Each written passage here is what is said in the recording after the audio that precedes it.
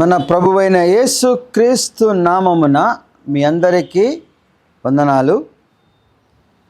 ఈరోజు మనము ధ్యానాంశముగా కీర్తనల గ్రంథము 32వ అధ్యాయం నుంచి కొన్ని వచనాలు ముందుగా ధ్యానించుకుందాం. తన అతిక్రమములకు పరిహారము నొందినవాడు, తన పాపములకు ప్రాయశ్చిత్తము నొందినవాడు ధన్యుడు.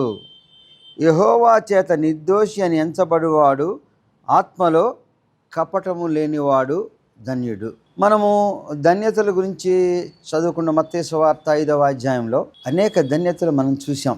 ఈ ధన్యతలన్నీ పొందటానికి ఇంకా ప్రముఖమైన విషయం ఏంటంటే, అందరూ పాపము చేసి దేవుడు అనుగ్రహించు మహిమను పొందలేకపోయారు. అంటే మనం ఈ లోకంలో పుట్టుక దగ్గర నుంచి కూడా పాపంలోనే జన్మించి అనే వాక్యం ఉంది.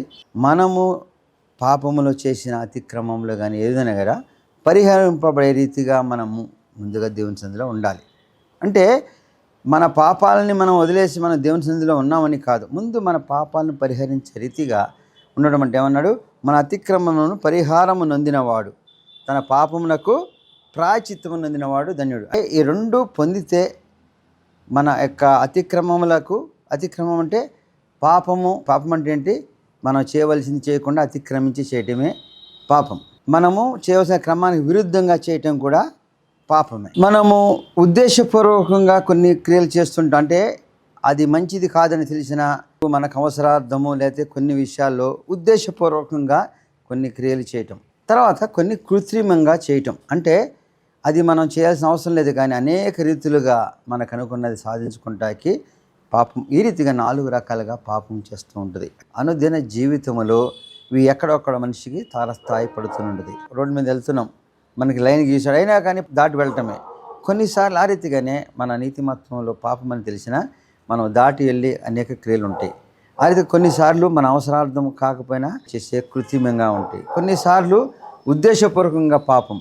ఈ రీతిగా పాపము 4 రకాలుగా మనం చేస్తూ ఉంటాం. కాబట్టి మనం ఎన్ని చేయకుండా ఈ లోకంలో జీవించలేమనుకుంటాం, లేకపోతే ఈ చేస్తూనే జీవిస్తూ ఇవి చిన్నవి అనుకుంటూ ఉంటాం. ఇవి ముందుగా మనం దేవుని సన్నిధిలోకి వెళుతున్నప్పుడు, దేవుని సన్నిధిలో నిలబడాలంటే వీటి నుంచి పరిహారం పొందాలి, ప్రాయశ్చిత్తం పొందాలి. పరిహారము ప్రాయశ్చిత్తము ఏ రీతిగా పొందగలుగుతావు? దేవుడు నువ్వు చేసిన పాపాల నుంచి ఏ రీతిగా నిన్ను పరిహారం చేయమంటున్నాడు, ప్రాయశ్చిత్తం చేయమంటున్నాడు. ప్రాయశ్చిత్తం చేసిన సంఘటనలు బైబిల్లో కూడా ఉన్నాయి. దావీదు విషయంలో మనం చూస్తాం. ప్రత్యేకించి దావీదు చేసిన ఒక పాప కార్యాన్ని గురించి నాతాను చేత దేవుడు చెప్తాడు, నువ్వు చేసిన దానికి ప్రాయశ్చిత్తం చేసుకోవాల్సిందే, ఆ ప్రాయశ్చిత్తం లేకుండా నువ్వు చేసిన పాపం పోదన్నప్పుడు దావీదు ఆ ప్రాయశ్చిత్తానికి సిద్ధపడి చేసిన సంఘటనలు మనం చూస్తాం. ఆ రీతిగా కొన్ని పాపాలు ప్రాయశ్చిత్తం ద్వారా దేవుని యొక్క క్షమాపణ పొందుతాం. కొన్ని ఆయనే మన గురించి మరి సిలువలో రక్తం కార్చి మన పాపాల నిమిత్తము పరిహారం ఆయన చెల్లించాడు. అంటే మనము చెల్లించలేని పరిహారం మరి ఆయనే చెల్లించాడు. ఈ రీతిగా మన యొక్క పాపాల నిమిత్తం పరిహారం చేయాలంటే ముందుగా మనము మన యొక్క పాపాలను ఒప్పుకొని అటువంటి పాపస్థితికి వెళ్లకుండా పరిహారం పొందే క్రమం ఉంటుంది. ఆ పాపం విషయంలో చేసిన క్రియలకు ప్రాయశ్చిత్తం చేయవలసినప్పుడు అవన్నీ చేసి దేవుని సన్నిధి యథార్థతను బట్టి దేవుని బిడ్డగా నీవు నడిపించబడతావు. ఆ రీతిగా మనము పరిహారము ప్రాయశ్చిత్తం చేసుకొని నిలబడగలిగినప్పుడు మనం దేవుని బిడ్డలుగా నడుస్తూ ఉంటాం. కాబట్టి పాపములో ఉండి దేవుని బిడ్డలుగా నడవటం, పాపం చేస్తూ దేవుని బిడ్డలుగా ఉండటం అనేది మనల్ని మనం మోసపుచ్చుకోవటమే. కానీ మన జీవితంలో దేవుని కావాలనుకుంటాం, దేవుని సన్నిధిలో ఉంటాం, దేవుని ధ్యానిస్తూ ఉంటాము, వాక్యం వింటూ ఉంటాము. కానీ కొన్ని సందర్భాలలో మనం అతిక్రమించో, కృత్రిమంగానో, ఉద్దేశపూర్వకంగానో మనకు పరిధిని దాటో చేస్తున్న క్రియలు పాపం అని తెలిసి పాపము కాకుండా మనం జీవించలేమనుకునే ఒక క్రమము నుంచి నీవు ఆ యొక్క క్రియలను ఆపుకొని అవన్నిటిని మానివేసి వాటిలో నువ్వు చేసిన దుర్మార్గతను, పాపంలో చిన్నదో పెద్దదో దేవుని సన్నిధిలో ఒప్పుకొని మారు మనసు కలిగినప్పుడు ఒక పరిహారము కానీ ప్రాయశ్చిత్తము కూడా చెల్లించవలసిన క్రమము ఇవన్నీ చేసినప్పుడు మాత్రమే దేవుని బిడ్డగా నువ్వు జీవించగలుగుతావు. మరి ఈ క్రమం మనం చేయటానికి ఈ సంవత్సరంలో మరి మనం ఎంతగా ఆలోచిస్తున్నాం? మన యొక్క జీవితాల్లో ఏ విషయాల్లో పాపం చేస్తున్నాము, పాపం క్రియలు చేస్తున్నాము? అంటే పాపం అంటే అది ఒక పెద్ద దొంగతనము, ఇంకొక వ్యభిచారము, లేకపోతే దుర్మార్గపు క్రియలు మాత్రమే పాపం అని కాదు.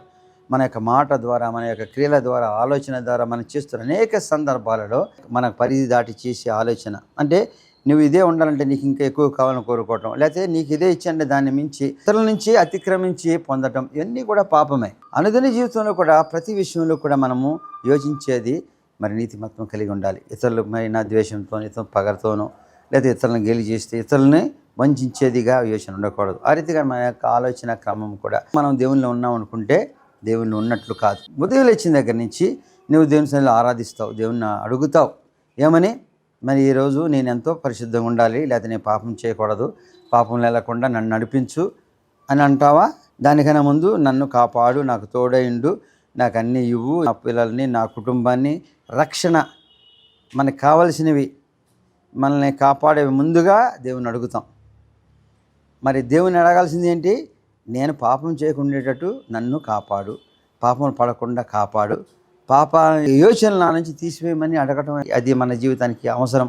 మరి అటువంటి ఆలోచన, అటువంటి ప్రార్థన ఉన్నప్పుడు అప్పుడు నీ అతిక్రమములు, నీ యొక్క కృత్రిమైన కార్యాలు, నువ్వు ఉద్దేశపూర్వకంగా పాపం చేసే స్థితి నుంచి పాపం చేయకుండా ఉండులాగున నువ్వు దేవుని అడిగితే నీ యొక్క యోచన అక్కడి నుంచి మొదలైనప్పుడు ఏ క్రియలు నువ్వు చేస్తున్నావు వాటిని ఒక్కొక్క దాన్ని క్రమంగా నువ్వు ఎప్పుడైతే నిలుపుకోగలుగుతున్నావో నీ యొక్క జీవితంలో దేవుని యందు నిలిచిన వాడికి ధన్యుడిగా ఉంటావు. అయితే యెహోవా చేత నిర్దోషించబడినవాడు ఆత్మలో కపటము లేనివాడు ధన్యుడు. యెహోవా చేత ఎప్పుడు నిర్దోషించబడతావు? నువ్వు లేచిన దగ్గర నుంచే నేను పాపం చేయకూడదు, నేను ఒకవేళ చేయవలసిన పరిస్థితితో కూడా నన్ను అడ్డగించు, లేకపోతే నేను పాపస్థితికి వెళ్లకుండా కాపాడు, లేకపోతే ఇటువంటి స్థితి నుంచి నన్ను తప్పించి నాకు ఉన్న దానితో నేను తృప్తి కలిగి లేకపోతే దాన్ని సర్దుకుని ఉండగలిగిన స్థితిని నాకు కలగచేయమని దేవుణ్ణి అడిగి ఆ యొక్క నిర్ణయంతో నువ్వు నడుస్తూ ఉన్నప్పుడు నిర్దోషత్వంగా నువ్వు ఉన్నట్లే. అటువంటి నిర్దోషిని ఎంచబడినవాడు కపటము లేనివాడు. అంటే నువ్వు యథార్థతగా దేవుని అడుగుతున్నావు, అంతేగాని నేనేం పాపం చేయకుండా అనుకుంటానే అనేక విషయాలు నీకు కావాలని కోరుకుంటే కపటంతో అన్నదే. నీకు కావాలనుకునేది పాపం చేసి వస్తుంది, కానీ దేవుని సన్నిధిలో నేను పాపం చేయకుండా అనుకున్నావు. రెండు కూడా పొంతన లేని ఆలోచనలు. ఆ రీతిగా నిర్దోషత్వం కలిగి కపటం లేనివాడు ధన్యుడు. అంటే ఆ రీతిగా ఉన్నప్పుడు దేవునిలో నీవు నిలిచి ఉంటావు. కీర్తన గ్రంథము 119వ అధ్యాయము 133-34 వచనాలు. నీ వాక్యమును బట్టి నా అడుగులు స్థిరపరచము, ఏ పాపము నన్ను ఎలనీయకము. నీ ఉపదేశములను నేను అనుసరించినట్లు మనుషుల బలాత్కారము నుండి నన్ను విమోచింపుము. మరి ఎప్పుడైతే దేవునిలో నువ్వు స్థిరపడాలనుకున్నావో, నువ్వు పాపం చేయకుండా దేవుని సన్నిధిలో ఒప్పుకొని ఆ యొక్క పాపస్థితి నుంచి యథార్థతను కలిగి నిర్దోషిగా నువ్వు మొదటగా ఉన్నప్పుడు నీవు యొక్క క్రమమును ఏ రీతిగా అడుగుతున్నాడు ఇక్కడ? నీ వాక్యము చొప్పున నా అడుగులు స్థిరపరచుము, ఏ పాపం నన్ను అంటనేయకుండా నీ వాక్యం చొప్పున నీ నడిచే రీతిగా ఉండమని దేవుని అడగాలి. అంటే ముందుగా మన పాప స్థితి నుంచి యథార్థతను మనం దేవుని సన్నిధిలో నిలిచినప్పుడు వాక్యానుసారమైన జీవితం గడపాలని దేవుని అడిగి మనము ఏ పాపము కూడా మనం అంటకుండా ఉండాలని దేవుని సన్నిధిలో మనము నిర్ణయం తీసుకోవాలా, అనుసరించాలా.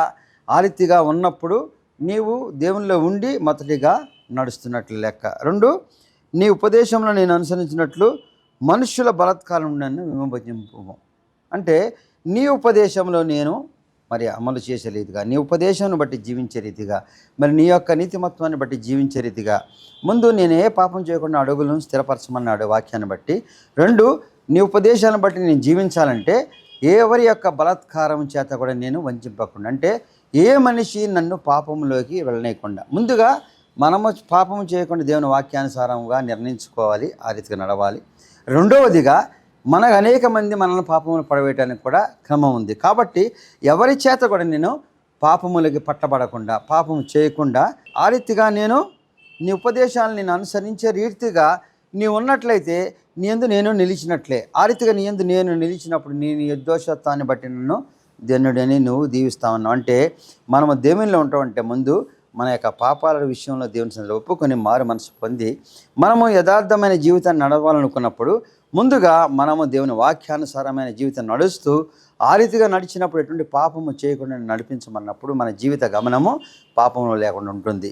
అయితే అనేకులు మనల్ని పాపంలో పడవేసే క్రియలు, మనల్ని ప్రోద్బలించే క్రమము, అటువంటి పరిస్థితులు వస్తే వాటన్నిటిలో కూడా నా పైన వాటి ప్రభావం చూపించకుండా నడిపించమన్నప్పుడు పాపములో పడే స్థితే ఉండదు. పాపములో పడే స్థితి లేనప్పుడు నువ్వు దేవుని నీతి యందు నిలిచిన వాడిగా ఉంటావు.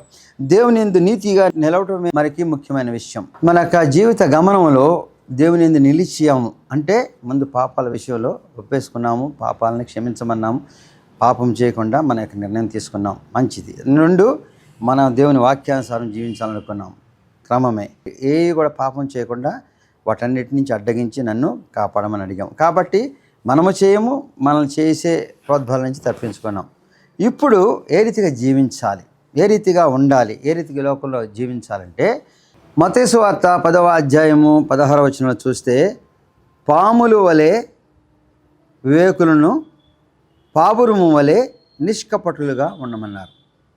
పాములేంటి? అసలు పాముల విషయం మనం వింటే పాపం, సైతాన్ అనుకుంటాం. మరి అటువంటి వివేచన ఏంటి?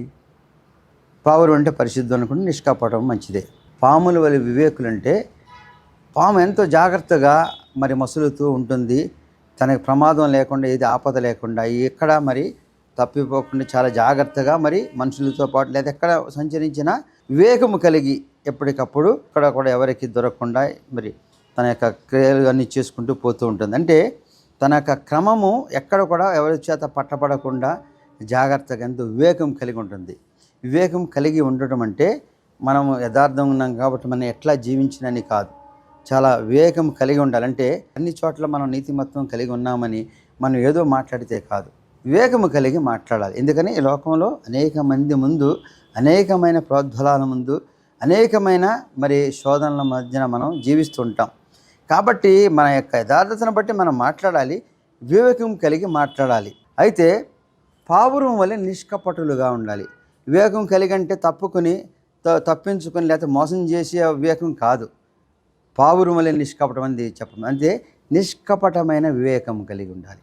అంటే మనం ఎటువంటి పాపము చేయని యోచనతో కూడిన, మనం ఎటువంటి పాపము పడకుండా మరి అబద్ధము లేకపోతే ఇంకొకటి క్రియలో ఏది చేయకుండా ఉండే వివేచన కలిగి నిష్కపటముగా మనం యోచించి మాట్లాడి చేసిన క్రియలు మన యథార్థతను నిలబడతాయి. అంతేగాని పాములాగా అంటే ఏదో ఎవరిని కొట్టడానికో చంపడానికో అనేక క్రియల ద్వారా వివేచన కలిగని కాదు. ఆ వివేకము మనల్ని నిష్కపటానికి నుంచి మనం పడకుండా ఉండే రీతిగా ఉండాలి. అంటే యేసుప్రభు పరిసయ్యులు వాళ్ళు వచ్చి వాళ్ళ శిష్యులు దారిలో వెళుతూ ఏం చేశారు? కంకులు తుంచుతున్నారు. అదేంటి నీ శిష్యులు ఇవాళ ఆదివారం అయితే ఆ కంకులు తుంచుతున్నారేంటి? ఆదివారం పరిశుద్ధ దినం కదా, ఇటువంటి పని చేయకూడదా? మరి ఇప్పుడు వారికి ఏం సమాధానం చెప్పాలి? ఆదివారం నిజంగానే అటువంటి కంకులు తుంచకూడదు కాబట్టి వీళ్ళు పాపం చేశారని చెప్పాలా? లేకపోతే నా శిష్యులు ఏం చేసినా పర్వాలేదని మాట చెప్తే అతిశయముతో చెప్పిన మాటగా ఉంటుంది, మేము అన్నిటికీ అతీతులమని. మరి అటువంటి సందర్భంలో ఏమి సమాధానం యేసుక్రీస్తు ప్రభువు చెప్పాడు? మరి ఎంతవరకు మనము ఆ రీతిగా అది అనుసరించాలో చూద్దాం. ఏమన్నాడు? దావీదు విషయంలో కూడా ఆహారం అవసరమైనప్పుడు ప్రధాన యాజకుడు మాత్రమే తినగలిగిన ఆహారాన్ని దావీదు తీసుకున్నప్పుడు అది అవినీతిగా ఎంచబడాలి. ఆ రీతిగానే యాజకులు ప్రధానమైన స్థలంలో ఉంటారు, వారు కూడా కొన్నిసార్లు తీసుకున్నప్పుడు కూడా అది అతిక్రమంగా ఎంచబడదు.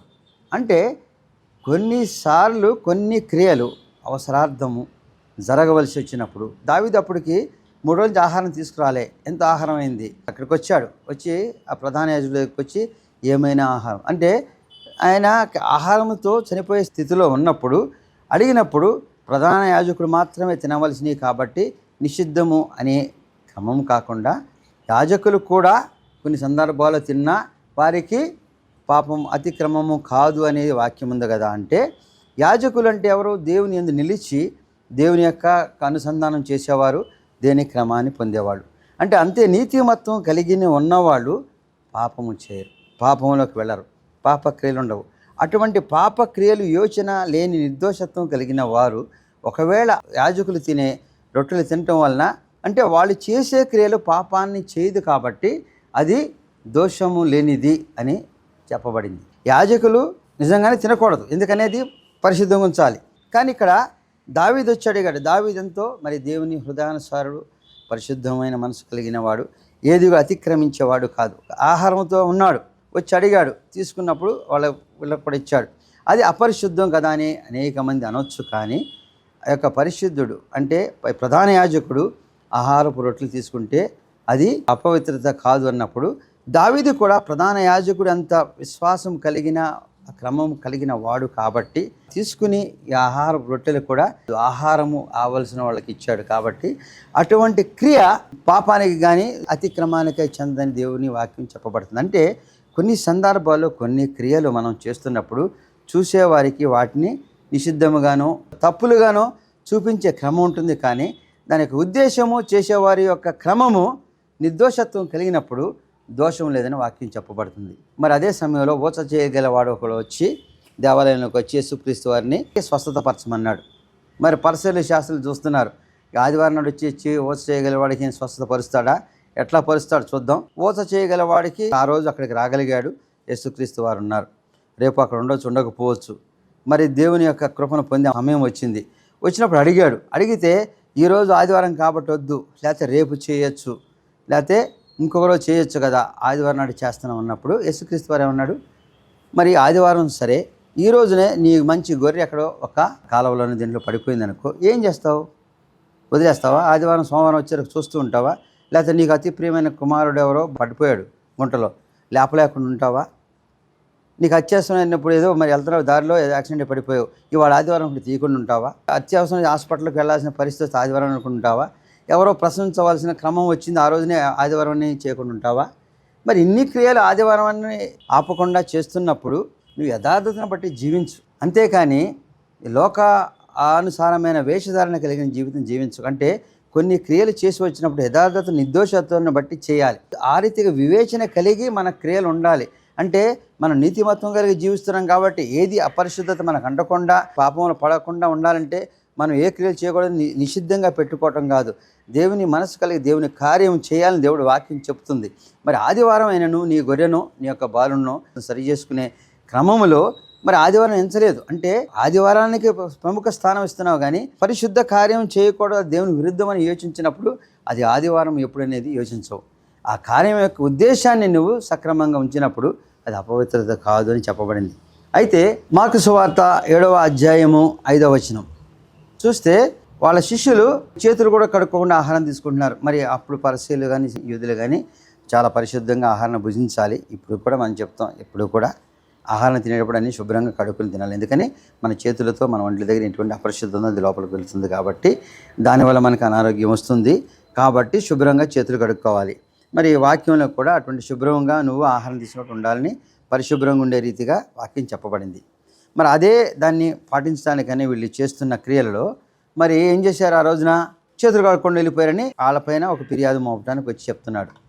అప్పుడు యేసుక్రీస్తు వారు ఏం చెప్పాడు, మనము ఎన్నో తీసుకుంటాం, ఆహారంలో తీసుకుంటే చాలా విషయాలు తీసుకుంటున్నాము, అవి తినేసిన తర్వాత ఏమవుతున్నాయి, బహిర్భూమికి వెళ్ళిపోతున్నాయి. అంటే ఆ తీసుకున్న ఆహారము అపరిశుద్ధం మలినమో ఏదో కొంత హాని చేసినా బహిర్భూమికి వెళ్ళిపోతుంది. కానీ మన లోపల నుంచి వచ్చే కొన్ని మాటలు, మన లోపల నుంచి అంటే మన హృదయం నుంచి మన మాటల నుంచి వచ్చే అనేక మాటలు మరి పాపం చేసే రీతిగా పాపంలోకి వెళ్ళేగా ఉంటున్నాయి. కాబట్టి వాటి విషయమే యోచించాలి మనం. అంటే మనం ఏదో అపరిశుద్ధముగా లోకానుసారమైన క్రియలను బట్టి మనము నిర్ణయించుకోవటం కాకుండా మన నోటి నుంచి, మన యోచన నుంచి, మన స్థితి నుంచి, మన ఆలోచన నుంచి, మన క్రమములో అనేకమైన అపరిశుద్ధమైన క్రియలు చేస్తున్నాం. కాబట్టి మన లోపల నుంచి వచ్చేది చాలా పాపం చేసిన ఆలోచనలు, పాపమైన క్రియలు ఉంటాయి. కాబట్టి వాటి గురించి మనం యోచించి వాటిని పరిశుద్ధం చేసుకోమని చెప్పాడు. కాబట్టి నీతిమత్వం కలిగి జీవించడం అంటే మనం దేవుని మన ఏదో ఆచారానుసారమైన జీవితం కాదు, ఇది మంచిది కాదు, ఇది నిషిద్ధము, ఇది ఇవాళ చేయాలి అప్పుడు చేయాలని కాదు. ఏది ఆ స్థితిలో యథార్థత కలిగి అంటే నిష్కపటమై మనకు ఉండి మన యొక్క క్రియలు ఇతరులని ఆదరించి పంచగలిగినవి ఉంటాయో అవి యథార్థమైనవి, కానీ అవి పాపానికి చెందినవి కాదు. ఆ రీతిగా వివేకం కలిగి జీవించాలి. కానీ నేను దేవుని బిడ్డను, లేదా దేవుని యొక్క క్రియలను చేస్తున్నాను కాబట్టి ఈ పాపాత్ముడితో పాటు నడవను, ఈ పాపాత్ముడిని నేను తీసుకోను, లేకపోతే ఈ పాపులతో నేను జీవించలేను, ఈ పాపుల మధ్యన అండగా, లేకపోతే అందరూ కూడా పాపం చేసి ఉన్నారు కాబట్టి నేను పరిశుద్ధుడిని అతిశయంతో కాదు. దేవుడు ఏం చెప్పాడు అక్కడ వాక్యంలో? మత్తయి సువార్త 9వ అధ్యాయము 12వ వచనము 11వ వచనం చూద్దాం. ఆయన ఆ మాటలు విని రోగులకే కానీ ఆరోగ్యము గల వారికి వైద్యం అక్కరలేదు. అయితే నేను పాపులను పిలువ వచ్చి తిని కానీ నీతిమంతులను పిలువ రాలేదు కనుక కనికరమనే కోరుచున్నాను. కాబట్టి మనం నీతిమత్వంతో జీవిస్తున్నామంటే మనం నీతిమంతులతోనే జీవించాలని కాదు. మనం లోకంలో జీవించవలసింది, మరి మనం కనికరించవలసింది ఎవరిని? పాపులను రక్షించడానికి ఆయన వచ్చాడు. రోగులకు వైద్యం అక్కర్లేదు. కాబట్టి కనికరమనే నేను కోరుచున్నాను. అంటే కనికరము కలిగి మనము జీవించాలంటే ఇప్పుడు చేసిన క్రమములు అన్ని విషయాల్లో కూడా కనికరము కలిగి ఉండే పరిస్థితుల్లో మనము ఏమని కనికరం చూపించట్లేదు? ఇది పరిశుద్ధమైనది కాదు, ఇది విరుద్ధమైనది వాక్యానికి. లేకపోతే ఇప్పుడు అదే ఆదివారం నాడు మేము ఈ పనులు చేయకూడదు, లేకపోతే చేతులు పరిశుభ్రంగా కడుక్కోవాలి, లేకపోతే ఇవన్నీ కూడా లోకానుసారమైన ఆచారాలు. దీన్ని పాటించడం వలన నీతిమత్వం కలిగినట్లు కాదు. వివేకము కలిగి అంటే దేవుని నీతిని పంచగలిగినది వివేకం, దేవుని ప్రేమను పంచగలిగినది వివేకం.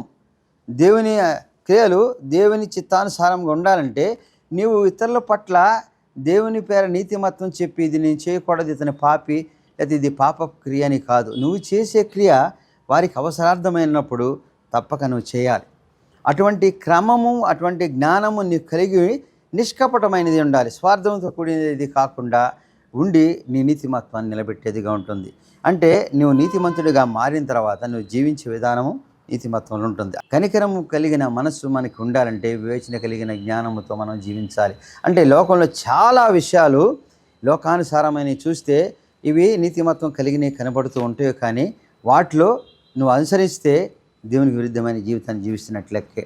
ఇప్పుడు ఆహారం అడిగిన వాడికి నువ్వు అన్యుడివనో, లేకపోతే నువ్వు పాపివనో, లేకపోతే నీకు అర్హత లేదనో ఇంకో మాట చెప్పి తప్పుకునే కన్నా వాడి ఆహారాన్ని బట్టి, స్థితిని బట్టి దావీదుకి ప్రధాన యాజకుని సుమ్మకపు రొట్టెలు కూడా తీసుకుంటే మరి అది అపవిత్రత కాదని దేవుని వాక్యం చెప్పినప్పుడు మన యొక్క క్రియలు చాలాసార్లు దేవుని వాక్యానుసారం జీవిస్తున్నట్టు అనేక మందికి మోసకరమైన మాటలతో, అంటే దేవుని ప్రేమను పంచేది కాకుండా దేవుని ప్రేమకు విరుద్ధంగా జీవించినప్పుడు పాముల వలె వివేకులుగా మనం జీవించట్లేదు. అంటే పాముల వలె వివేకులుగా అంటే నిష్కపటముగా మనం జీవిస్తూ చేసే క్రియలు అనేక మందికి దేవుని ప్రేమను పంచే రీతిగా, దేవుని మాదిరికరమైన మార్గాన్ని చూపించే రీతిగా, దేవుని యొక్క క్రియలు మన ద్వారా జరిపించుటకై ఆయన నిన్ను నీతిమంతుడిగా జీవించమన్నాడు. నేను నిర్దోషిగా ఎంచుకొని ధన్యుడు అంటే నీ యొక్క జీవితంలో నువ్వు అన్ని ధన్యతలు పొంది దేవుని సన్నిధికి వెళుతున్నావని కాదు. నీవు పరిశుద్ధత, పరిపక్వత చెందిన వాడివిగా ఉన్నప్పుడు దేవుని క్రియలు చేస్తూ ఉంటావు. దేవుని క్రియలు చేయటం అంటే ఇతరులను ఆదరించడం, ఇతరులను ప్రేమించడం, దేవుని యొక్క మరి క్రమాన్ని నువ్వు పాటించడము.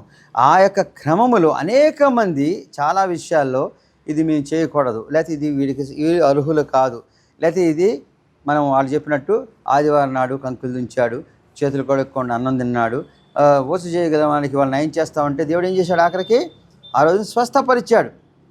కాబట్టి ఆదివారం నాడు ఏ పని చేయకూడదంటే స్వస్థపరచటము ఏ పని చేసేదానికి కాదు. నువ్వు చేసే క్రియ ఆ రీతిగా ఉండాలంటే మరి ఆ వివేకం కలిగి ఉండాలి. ఏది? దేవుని నిష్కపటమైన వివేకం కలిగినప్పుడు దేవుని క్రియలు చేసిన వాడిగా ఉంటావు. దేవుని క్రియలు చేయటమే మరి దేవుని బిడ్డగా నువ్వు జీవించటం. నీ యొక్క నిర్దోషత్వము, నీ యొక్క ప్రాయచిత్తము, పాప పరిహారం అయిపోయింది. అంటే నీ పాపాల నిమిత్తమైన పరిశుద్ధుడిగా అయ్యావు, నీతిమత్వం జీవిస్తున్నావు. అయితే ఈ క్రమంలో నీ యొక్క జీవిత గమనము ఏ రీతిగా ఉండాలి? పాపం లేకుండా ఉండాలి. అటువంటి పాపం కాకుండా నీ యొక్క మరి క్రియలు దేవునికి సమ్మతిగా ఉండాలంటే అనేక విషయాల్లో లోకానుసారమైన విషయాల గురించి నువ్వు పాటిస్తూ మరి వీటన్నిటిని గురించి నేను పాపంలో పడుతున్నావు అనే యోచన మాని అటువంటి మాటల ద్వారా నువ్వు చేయవలసిన అనేక క్రియలు దేవుని ప్రేమను పంచలేని ఉన్నప్పుడు, నీవు దేవుని ప్రేమను పంచేవాడుగా లేనప్పుడు దేవుని ఉన్నట్లు కాదు. కాబట్టి నీకు ఇచ్చిన ధన్యత, నిర్దోషత్వము, మరి నిష్కపటమైనది ఉండాలంటే మరి వివేచన కలిగి ఎప్పుడు ఏ రీతిగా దేవుని ప్రేమను పంచగలిగి దేవుని మాదిరికరమైన జీవితం జీవిస్తామో వాటికి లోకంలో ఉన్న ఆటంకాలు, అడ్డంకులు, లేకపోతే అటువంటి నిషిద్ధమైన విషయాలు మనము చెబుతూ పాపంలో జీవిస్తున్నామేమో, పాపంలో పడకుండా ఉండాలంటే వాటన్నిటి విషయం వివేకం కలిగి దేవుని ప్రేమను పంచవారిగా, దేవుని క్రియలు నడిపించేవారిగా, దేవుని నిర్దోషత్వాన్ని పొందిన మనము దేవుని విడ్డగా జీవించేటప్పుడు మరి ఎన్నో విషయాల్లో లోకానుసారమైన జ్ఞానం, లోకానుసారమైన క్రియలు కాకుండా యథార్థమైనది దేవుని ప్రేమను పంచగలిగేది అది ఏది కూడా అపవిత్రత కాదని వాక్యం చెబుతుంది. కాబట్టి మన యొక్క క్రియలను మార్చుకొని దేవుని ప్రేమను పంచేవారిగా మన యొక్క జీవితాన్ని ఉంచినప్పుడు దేవునితో నడుస్తూ అనుసంధానమై ఆయన బిడ్డలుగా జీవిస్తాం. ప్రార్థన చేసుకుందాం. సర్వశక్తి మిక్కిలి కనికరం గల తండ్రి, మహోన్నతుడైన యేసయ్య రక్షక వందనాలు తండ్రి. నీ సన్నిధిలో కూడి వాక్యం ధ్యానించుకున్నప్పుడు తండ్రి, నీ వాక్యము ద్వారా నిర్దోషత్వానికి మమ్మల్ని నడిపిస్తున్న దేవ, నిర్దోషత్వానికి మేము పాటించాలో ఆ రీతిగా నిర్దోషులుగా జీవిస్తూ కూడా అనేక విషయాల్లో మేము లోకానుసారమైన జీవితం జీవిస్తున్నామేమో, ఆ క్రమంలో నీ సన్నిధికి దూరంగా ఉంటున్నామేమో, నీ ప్రేమను పంచిన విషయంలో వివేకం కలిగి మరి నిష్కపటులమై జీవించినప్పుడు తండ్రి, నీ ప్రేమను పంచేవారిగా, నీ యందు నిలిచి నీ క్రియలు చేసేవారిగా, నీ బిడ్డలుగా జీవిస్తాం. ఆ నీతిమత్వం మా జీవితాల్లో ఉండేలాగా నడిపించమని క్రీస్తు వారి పేరిట వేడుకుంటున్నాం తండ్రి. ఆమెన్.